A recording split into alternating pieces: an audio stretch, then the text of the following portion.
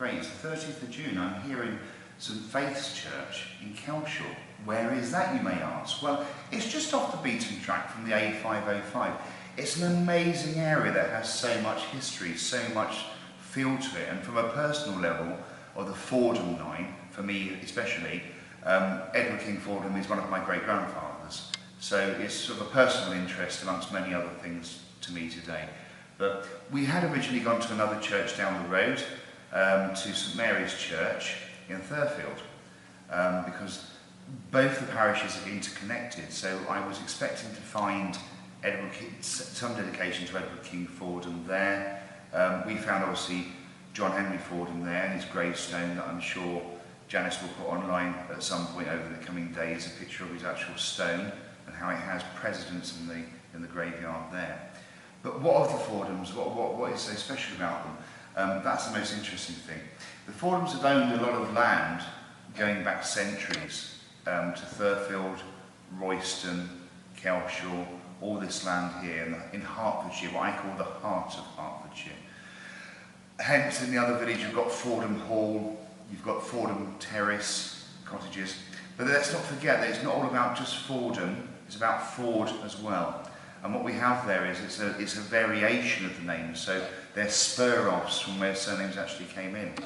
But the sense and feel I get here is one at peace. It's just absolutely wonderful. And someone's been very good enough to come in and give a very nice clean of all the tombstones. Very recently, in fact this morning, it's been cleaned. And it looks lovely and clean so we can read some of the signs. But just bring your attention to over here for a minute. We've got Edward King Fordham, dedication to him. But that's nice, but it's modern. What I'm more interested in is this particular stone that was taken from the original church buildings when they did some renovations, and they felt compelled to put it back into the church. It actually is Old English, original English, so it's beyond Latin. It goes back to what I call Old English. And it's actually quite interesting what it says. Perhaps one of you who might watch this in the future might be able to decipher it. Good luck. But what it says to me is quite sacred, really, and I'm going to keep it that way, to be quite fair. So it's interesting, the church itself, but there's so many things here. I mean, if we just look around, we've got the Fordham crest, the Fordham emblem, which is also the emblem, the shield, for Ford as well. Let's not forget. So Ford and Fordham, this is their shield, the main shield to have. And this particular glass, you can see how they've got various dedications to different people, but this is of their daughter. So that's a dedication to her, just the window, not the shield.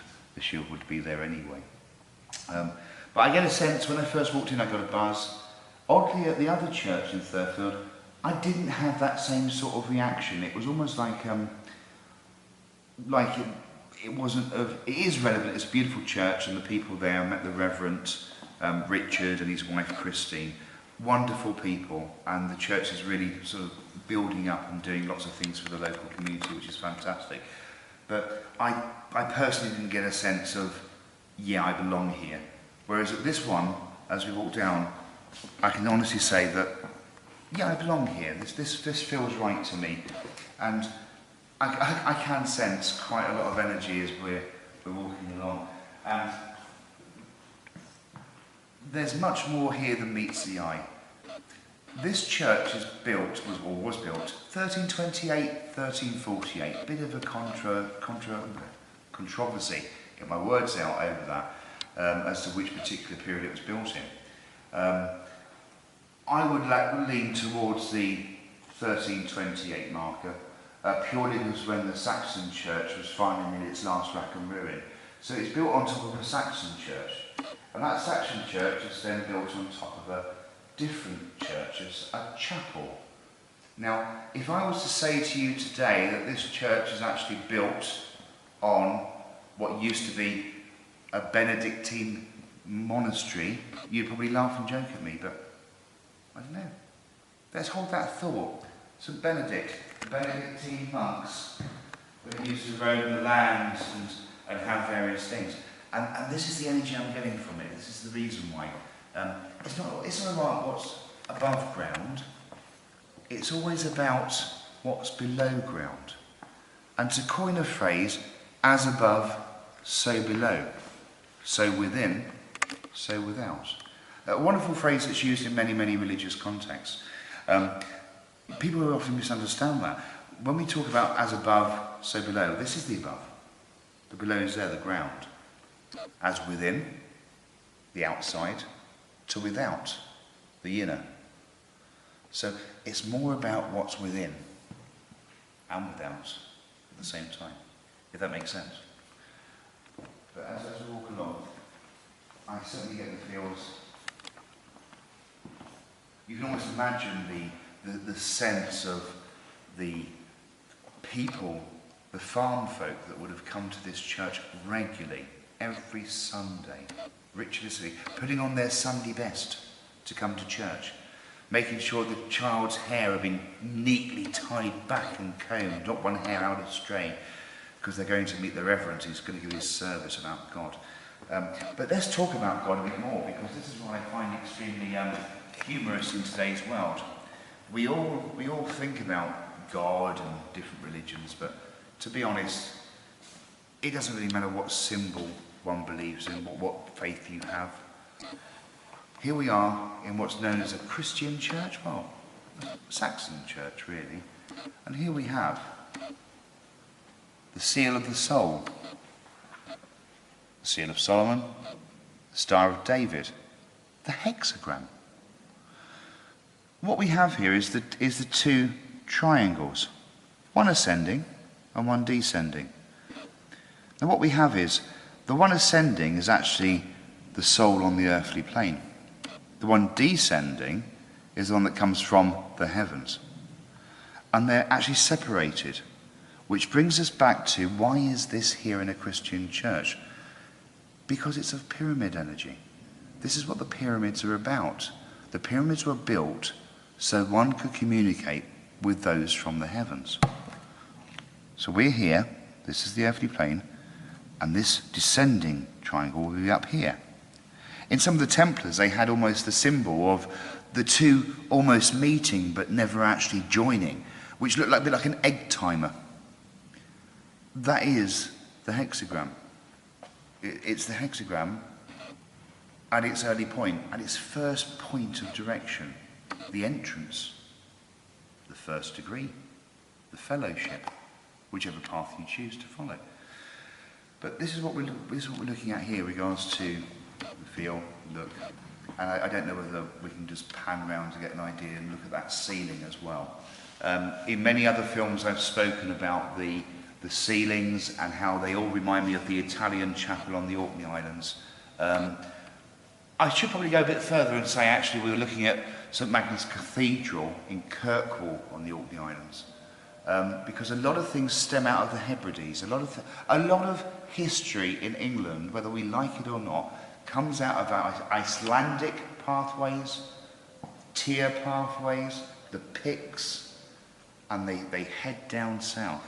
So it's not surprising to me, as a researcher, to see such beautiful, I don't know if you can see there just up in the neighbour, that it's beautiful, the actual main areas, and the fleur-de-lis in its finest. We've got the Maltese cross.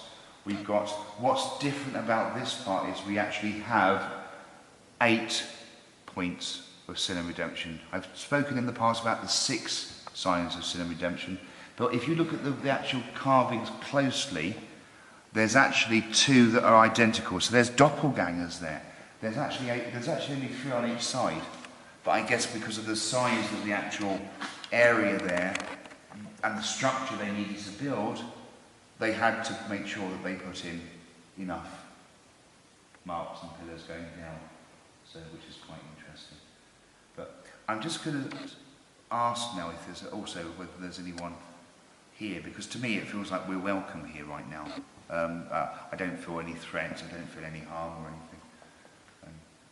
To see whether anyone could actually give us a sign about why you've drawn us here today.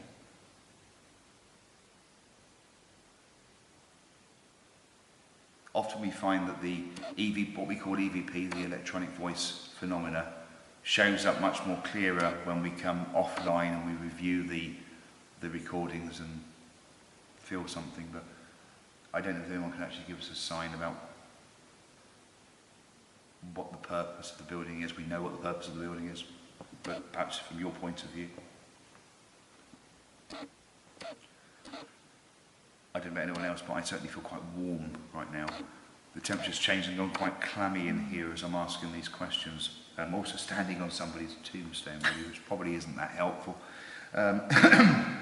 But interesting thing back in those days, let's put a load of tombstones and let's put them right in the centre of the aisle so everyone has to walk over them.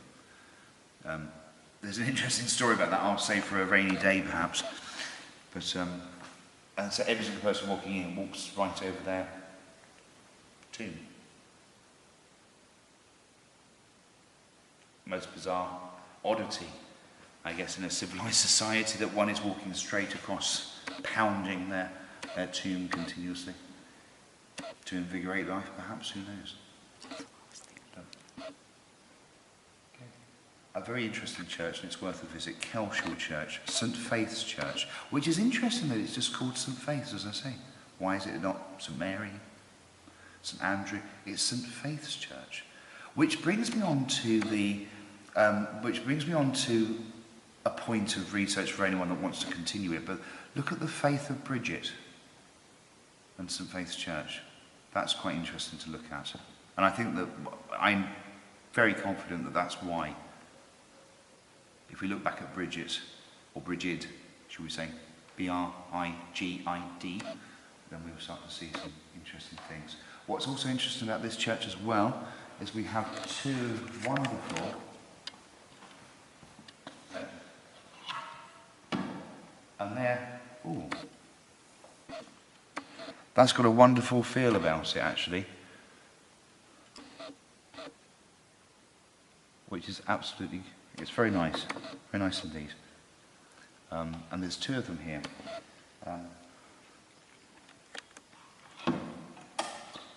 I think from a particular personal perspective, certainly the main area here, I always have to do it in churches. I don't consider it to be a but I always like these every time. When one goes into one of these areas of the church, take it back 200 years ago, 300 years ago, you no one would have dreamed of going into these little pulpits because you weren't allowed to. You're seen as a sin, a betrayal of God, and he's representative, the priest, the rector, the reverend, the father, whichever, at that time.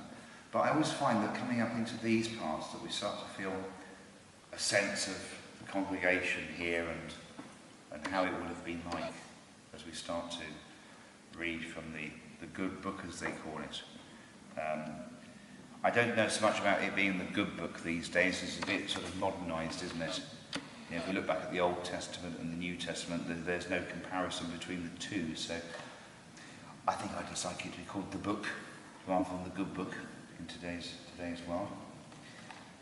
But there's some interesting points in there. I particularly like for this church in relation to Genesis 27:17-4.